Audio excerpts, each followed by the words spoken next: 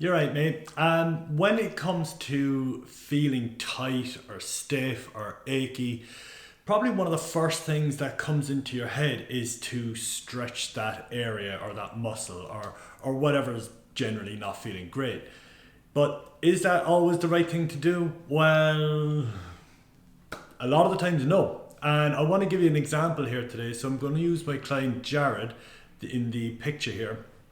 Now, again, a quick overview of Jared's situation here. On his right side, you can see he's really compressed. So his right rib cage is compressed and his right hip and pelvis is slightly more hiked up.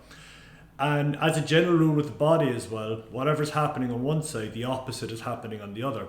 So on the other side, you can see he's very extended and very elongated on that left side, and his hips are dropped down because he has what's called a lateral orientation. Now for Jared, you might assume by looking at him that he's tighter on the right side, but no, this isn't the case. In his case, he actually feels much tighter on the left side. And that's simply because his muscles on that left side are constantly being lengthened and under tension. And he was constantly stretching that left hand side. He was doing a lot of lateral flexing, side flexing, so on and so forth. And obviously nothing was going to feel better because he wasn't fixing the root cause.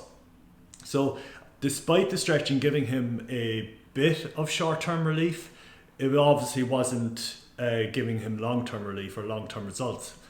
More than that, this was actually feeding into his compensation.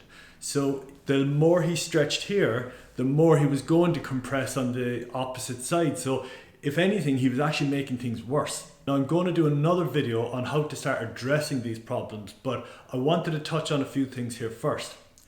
If you just went by feel, then you can go very wrong, because what you're feeling may not be the root cause. Now, sometimes it might be, but oftentimes it's not. The body is so complex. It's a really dynamic system of levers and pulleys, and it's really clever at compensating and making adjustments when needs be.